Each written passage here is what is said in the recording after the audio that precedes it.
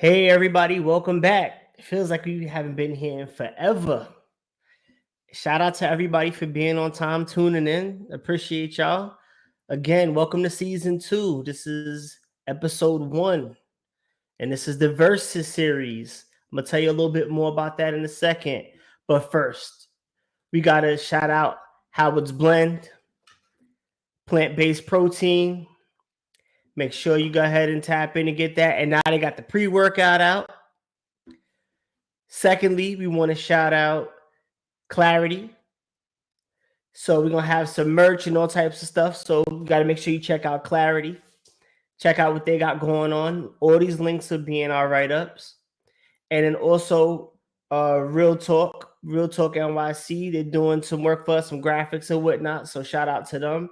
And if you want to be a sponsor, reach out, find out how you could get your stuff on the show, send out some merch or whatever. So we have a lot going on today. But before we get started with that, we're going to get into the rules.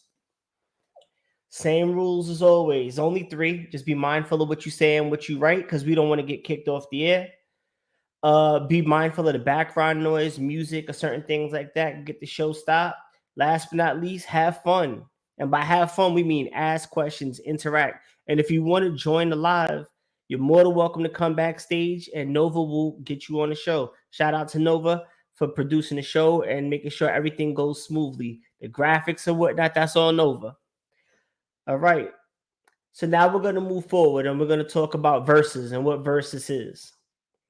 So a lot of times people have questions and these things come up out of real conversations with real clients, real people on the internet, Instagram or whatnot. And there's always these comparisons. So this season, we're going to do 10 different comparison shows. Today is going to be buying versus renting. There's a debate on this. And the prep for the show, what we decided to do was we decided to take a poll on Instagram.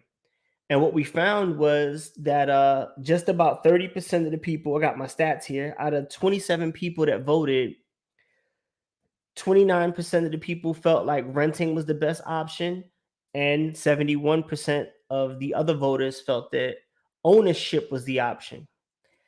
So today, what we're going to do is we're going to weigh both one against the other, and I'm going to let you decide for yourself. One thing that I noticed from all my time in education and all my time as a consultant is all the time people want to give you blanket statements. They want to say, drink this, eat this, you're going to lose 10 pounds, or save 10%, and this is going to, and it's just not true. It just doesn't work like that. Everything that we do is situational. And even if I have my own personal preference or it seems like I'm leaning one way or the other, when we're talking about business, it always comes down to the deal. I don't care how you slice it. Sometimes renting might make sense, sometimes owning, or whatever we're going to do versus on. That's most important. And there's no wrong answers. Again, anybody that knows me knows that I don't do stocks. I think the stock market is a waste of time. I don't invest money in things I can't control.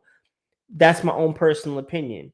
We're going to have a show, stocks versus real estate versus crypto and that sort of thing. So there's no right or wrong answer. This is a safe space. So please make sure you're commenting and answering questions and asking questions because we want to have a good time. I don't want to talk the whole presentation.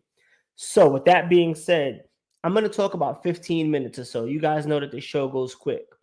While I'm talking, if you have questions or you want to bring something up, or you even have a question that's a tangent, just ask. That's what we're here for. This is one of the only opportunities you're going to have to get free information. And we got the whiteboard. Yeah, I'm going to the board on the show. We're going to break down numbers because I've been told that I speak fast when it comes to the math. So that being said, let's jump into today's show. Again, today is buying versus renting. So now let's get into it. So how did this story come up? My wife and I were looking to get a secondary home in a certain island in the continental U.S. And the conversation was, should we buy the house? And for me, it just made sense to rent, and we had to go back and forth. Now, this conversation took place a couple years ago. This is pre-COVID. So I'm going to give you real numbers, and you guys are more than welcome to work along with me. And I'm going to tell you why I feel that perhaps in some cases, renting may be better than ownership when it comes to a home. While we're doing that, I want to take a quick poll of the audience who's here now. And I want to ask a very specific question. I was just on the East Coast and I had this, it was like a debate with one of my good friends and a mentor of mine. You know what I'm saying? So shout out to Justin. And we had a whole debate on this and we totally disagree on certain things. But at the end, he ended up agreeing and seeing the point. So this is my stance. I believe that owning a home is a luxury. I want you guys to hear the verbiage that I'm using specifically. Just like owning a car is a luxury, a car is not a necessity. I know some of y'all like, shout out, Shadell, she's on the West Coast. They need cars out there. Shout out to everybody from Texas, Howard, But on the East Coast, you may not necessarily need one. And there are a lot of people in Cali and in Texas and wherever you go that do not own cars. They just don't. It's a luxury. The same goes for home ownership. So now the question is, does owning a personal home help you build wealth faster than investment property? I'm going to give you guys 30 seconds to weigh in on that. And if you could, put your answers. And if you want to come on and talk, all you got to do is get Nova to give you the link and you could come backstage and we can have the discussion live real time. So while you guys are getting your answers together, we're gonna go to our first slide because I got to give you guys this information so that I could qualify my statement. So the first thing we're gonna do is we're gonna talk about a mortgage and the PITI. So for those of you who don't know, PITI, it's principal and interest. That's the money that is spent on the actual purchase of the house itself. Then you got the TI, not that one. TI, taxes and insurance. So no matter whether you own a house outright cash or whether you have a mortgage, Uncle Sam is going to get his money. And we're going to talk a little bit about that as we move on. And then when you own a home, similar to a car, if you have a mortgage, you got to have full coverage. Now, if you don't want insurance, I guess you could get rid of that bill, but insurance is very negligible considering the purchase price of a home and the replacement value, right? So those are the 4 parts of a mortgage. When you're paying your mortgage, your money goes to those 4 separate places. It's very important to understand that breakdown because we're going to use that in my presentation and in my debate. So now we're going to take some comments. Let's see. For a senior citizen, maybe investing would be better. All right. Thank you for that, Mary. All right, Alyssa, let's see. Owning, if you want to invest, can delay. It may be better to rent a little longer and own when you really can. I like that comment. I believe rentals are better until you hit a mark and then you buy for keeps. Exactly. So it seems like there's a common thread. Maybe I gave too much information, or maybe some of these people have heard me talk before. Let's see what Shadell has to say. However, in LA and Cali, you really don't need a car exactly because they have mass transit. So again, and we could have that discussion. That could be a versus. Should you own a car? Should you use mass transit? There's lots of things we could compare when we're talking about financial literacy, financial numeracy, and a show for entrepreneurs, because my job is to get you guys your money working as fast and as efficiently as possible. Okay, so now we got PITI. Now we're going to go into what everybody's comments basically alluded to, which is most people buy homes to start, and they buy what they can afford. The bank says you qualify for this amount based on your credit or based on the neighborhood you want to live in. It depends. And let's see, we have one more comment from Wendy. It also depends on the stage and stability in your life. Thank you for commenting, Wendy. 100%. So everybody kind of is on the same page, right? It depends. So now I'm going to give you some advice and I'm going to give you some examples on how to maybe know when it's time to get that house. Because again, to me, it's a luxury. So now we're going to go into this actual story that led to this conversation. So again, my wife and I were looking at a house and we were looking at a 4-bedroom, 2-bathroom. This was going to be our secondary home, a place to get away. Now, the purchase price of this home was $400,000. Now, I'm going to end up going to the board. So if audio off, give me a thumbs up, a thumbs down. I'm going to try my best to compensate for being at the board and working and talking. But I want to give you some numbers really quickly. So the purchase price of this home is $400,000 at the time. Property tax is $200 a month. Insurance is $200 a month. And I can get you actual numbers on the mortgage and we can break down the math. So if I was to put 20% down, my loan is 320, right? 400, 80% of 400 is 320. The interest rate at the time, we're going to call it 5%. And then we're going to do a 30-year fixed mortgage. The mortgage was $1,817. Now that was just PI, that was just principal and interest. So we have $1,817, and then we have another $400. If you guys don't mind, I'd rather just go $2,200 a month and we'll call it a round figure just to make the math simple. Now, what we have to consider is for me to move into this house, I'd have to put down $80,000 as a deposit to secure the mortgage. I'd have closing costs, which we could say are anywhere from 3 to 5%. So if we're going to take 5%, you got to add another 20. So now I'm out $100,000. Furnishing the apartment doesn't matter. The house doesn't matter because I would do that in a rental either way. Insurance is negligible because I have insurance on rentals when I have a rental. So those numbers are somewhat negligible. We wouldn't pay property tax. Now, when we looked at rentals in the area, the rentals at the time were $2,500. So now we're going to go to the board. And this is what we're going to consider.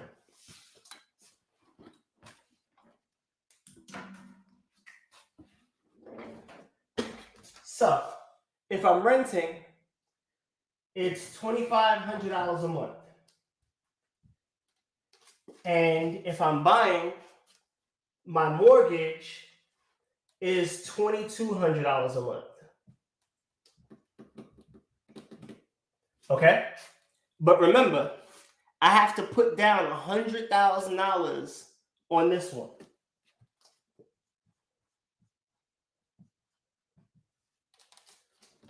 Now, some of you are thinking, well, it costs you $300 more a month to rent. And I don't want to make somebody rich, right? What's that saying people say? You can either pay your mortgage or pay somebody else's mortgage. Well, I'm going to tell you why I'm willing to pay somebody else's mortgage. So we're going to take it to a year because we're going to break down a little ROI.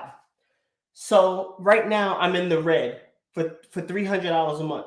When you move into an apartment, all you have to put down is a security deposit, which is usually 1 month's rent. And sometimes maybe they want the first and the last month. So like a double security deposit.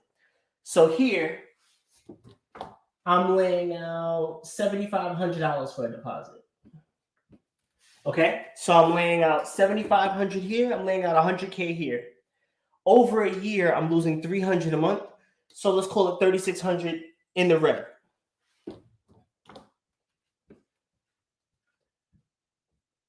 Okay, so this is my supposed loss by owning versus renting. Now, you guys know me. You know what I could do with $100K in 1 year. But let's just say we were talking stock. Just stock. Does anybody know what the projected average return on stocks are? I know I got a lot of you guys on here invest in stocks. What's a good return for 5 years, 10 years, 20 years? What does the number usually come out to?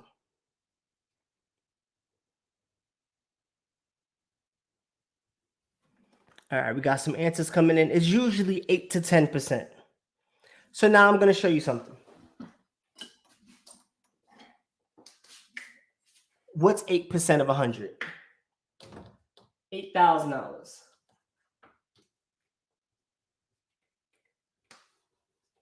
Well, if I took my $100,000 and I invested it in stock, I'd have a $4,500 profit by taking my 100,000 and putting it into stocks.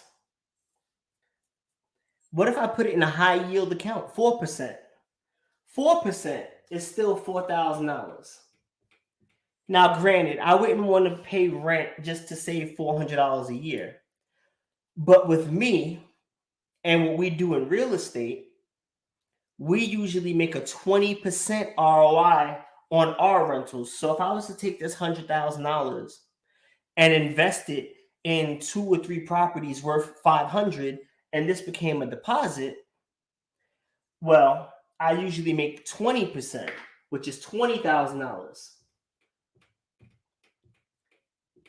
Now look at that difference. So over 1 year, I'm making 15 grand more.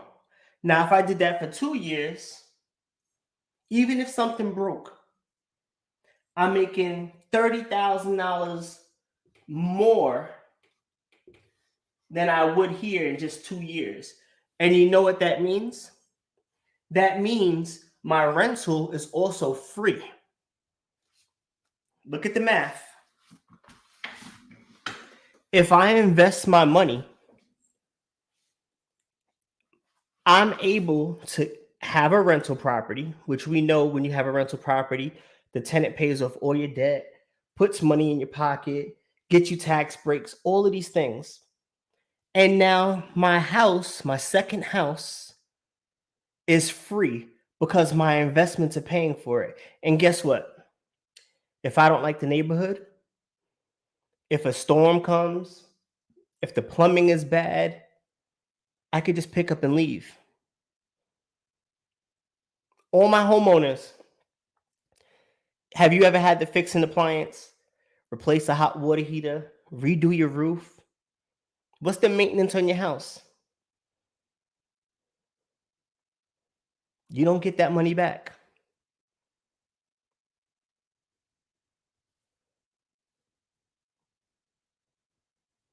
I'm seeing some responses coming in, right? In my house alone, I spent over $200,000 in repairs in 5 years and upgrades. You're lucky. 0 and 3 is knock on wood, they're coming. But let's talk about maintenance. Wendy, since you have zero repairs, do you have lawn care? Do you have, like, if you have a chimney, you have to maintain that? Um, what else? You got to check your roof maintenance. You got to clean your AC ducts. All of those things are not deductible. Whereas if it was a rental, the landlord would have to pay for those things, and your rent doesn't increase necessarily. So these are things that I want you to consider when you're trying to make your money grow, especially if you're starting out, especially if you're young. When you tune in to watch this, you gotta have some self-control, and you can't jump into the house that you want right now. If you could stay humble for a couple years.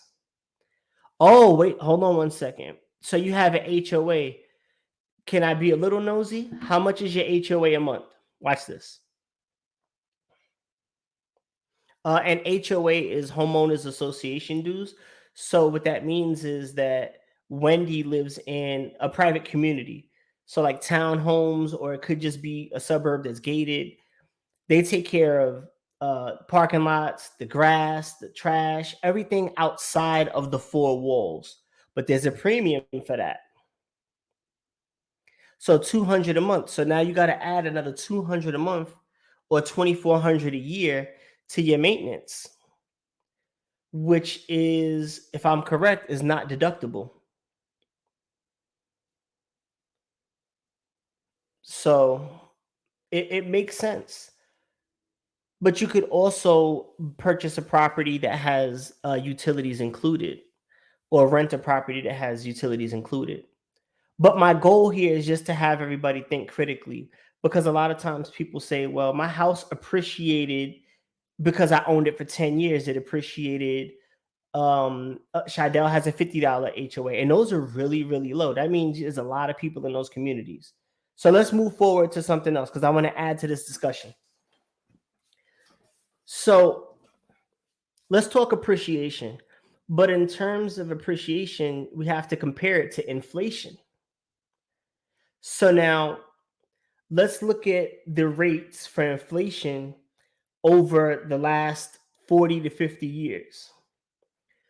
A rule of thumb is 3%.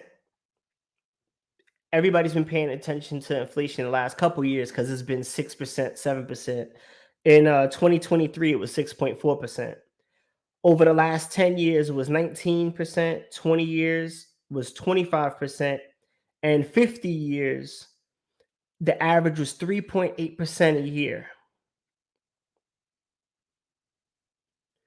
So if you were to buy something, let's say like a house, for $10,000 50 years ago, and it was worth $829,000 right now, you would feel like you made a big come up, right?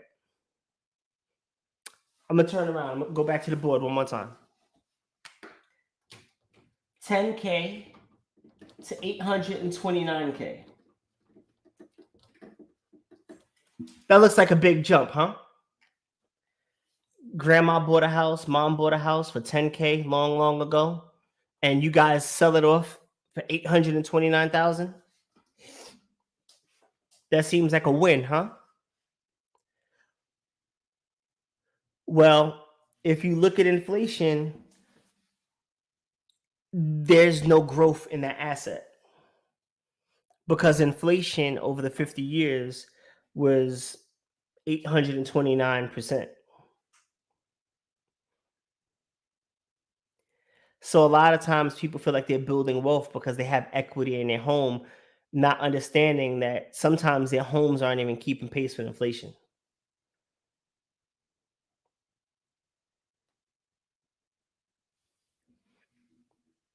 Does anybody have any questions or any clarifying thoughts? I want to weigh in. I'm seeing a lot of comments here.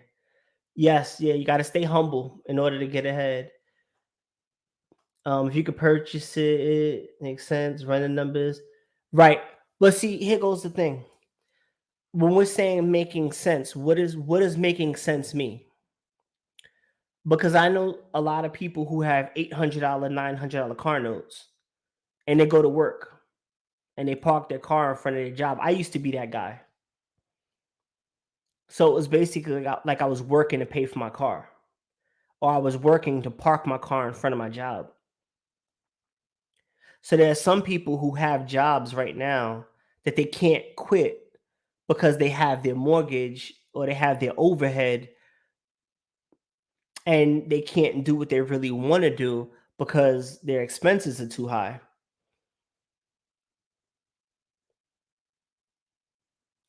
Let's see.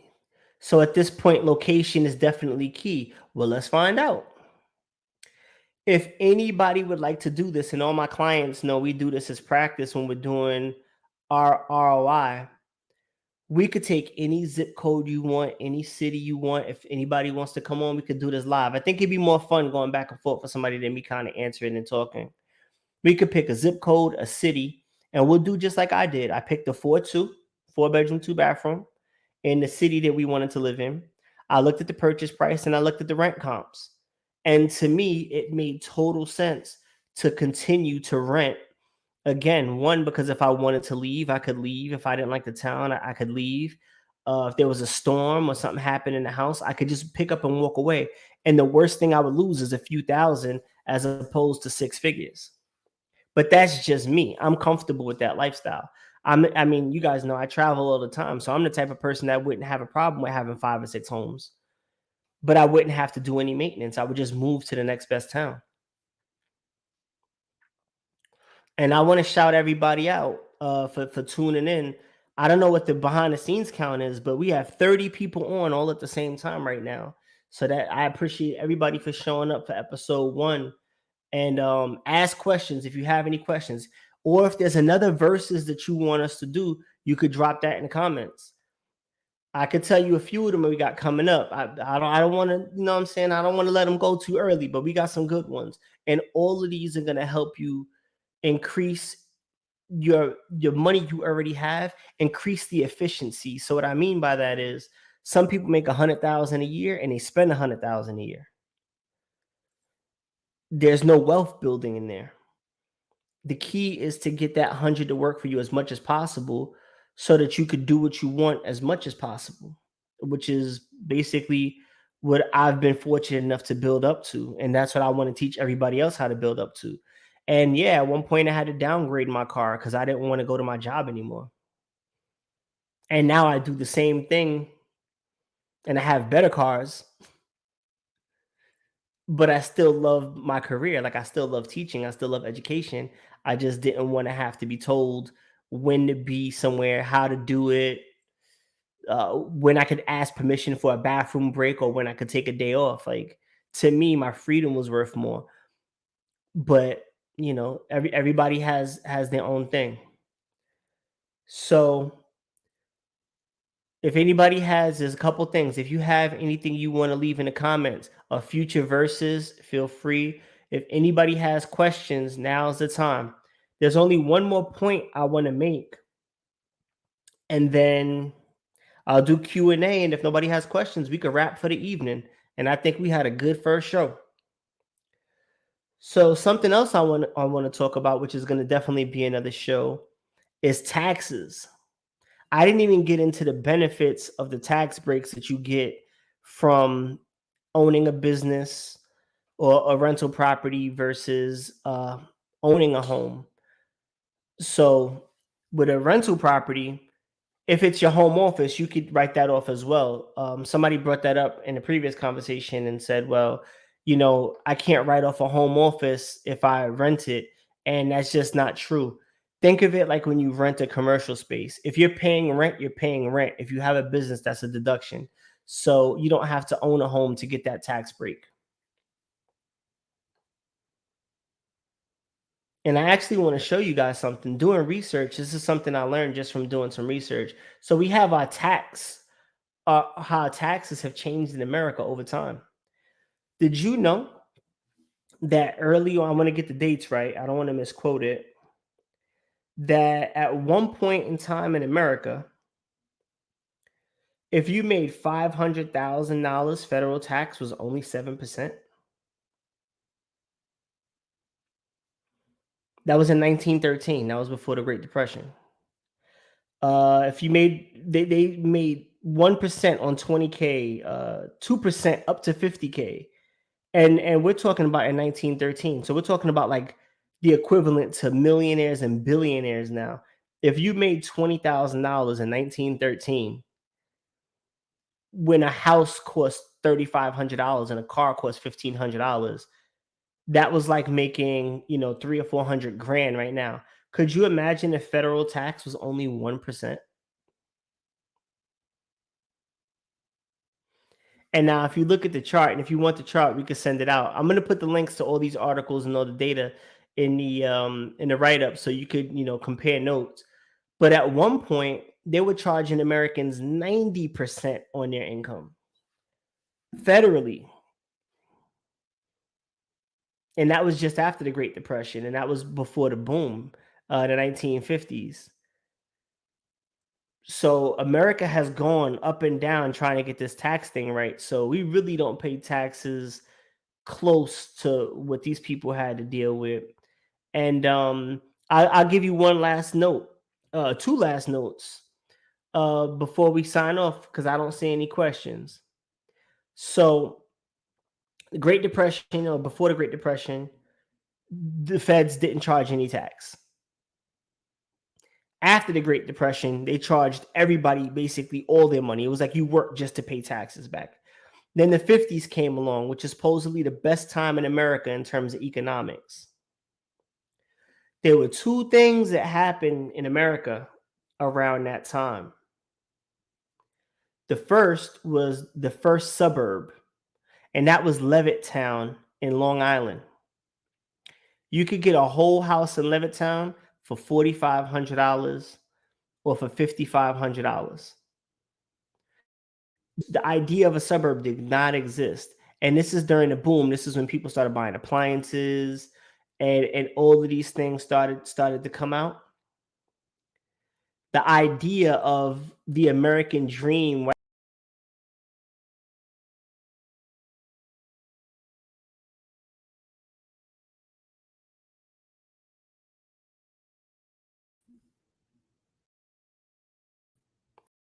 That I'm back. The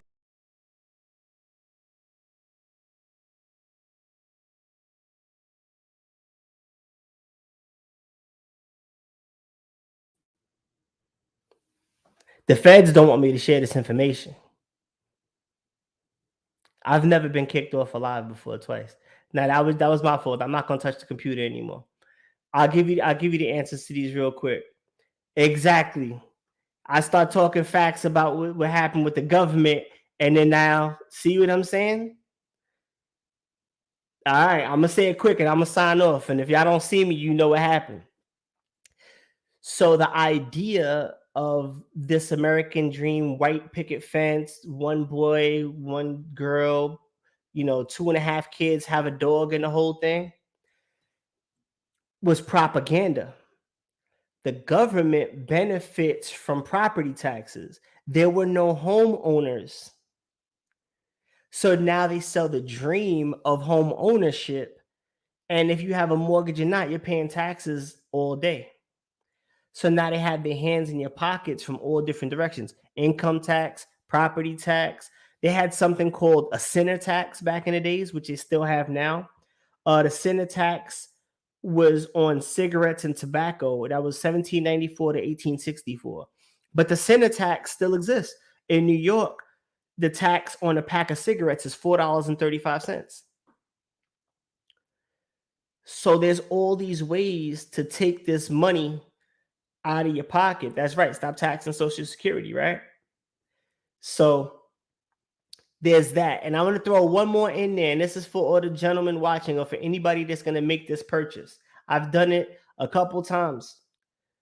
And I tried to convince my wife, and it did not work, even with the research. And this shows you logic versus emotion. So don't make emotional purchases when you're talking about a house. So here goes what we're going to say. So the concept of a diamond engagement ring is the byproduct of an ad campaign that was done by De Beers. And I want to say in the 40s, and I'll get the actual ad for you. I'll get you the link. They owned a diamond mine. They owned a diamond mine, which had no real value. Had no real value at the time. So what they did was they created an ad campaign that said diamonds are forever and diamonds are a girl's best friend. And if you love your wife, you should give her a diamond to prove that you love her. And the price of diamonds skyrocketed because of an ad campaign. Before that time, nobody had engagement rings. So the same situation works out with houses and with the engagement ring. I don't know if that's going to help you get further in your relationships, or ladies, I don't know if you want to hear that, but all I'm saying is that's just what it is. Before the ad campaign, diamond engagement rings didn't exist. It wasn't a thing. And before the government started pushing the concept of living in suburbs and being, on another level, being upper class, home ownership was not a thing. Nobody owned a home. And the first mortgages were only for 3 or 5 years. So you had to pay off your house in 3 years anyway. Who had money to do that? So we broke 30 minutes. That's my presentation. And I will put all the stuff down for you so you can verify what I'm saying. I like to be as honest and factual and accurate as possible. Thank you all for tuning in. I hope you enjoyed the show. If you missed the beginning, go back and check. Make sure you subscribe. Tell a friend to tell a friend to tell a friend. Subscribe, like, comment. We appreciate all y'all. Shout out to Howard's Blend. Get the new copy of the book Fear. It's going to be up on the website. The paperback is going to be up on the website in a week or so. We just got to get the orders in. The ebook is out. Got that brand new cover, new content, updates on the old stories. And Shadell, land for the next episode. We could talk about that for sure. There's gonna be a lot going on. So hey, stay tuned because we got an outro now. So again, thank you everybody for your time. So make sure I didn't miss anything. Talk soon. Peace.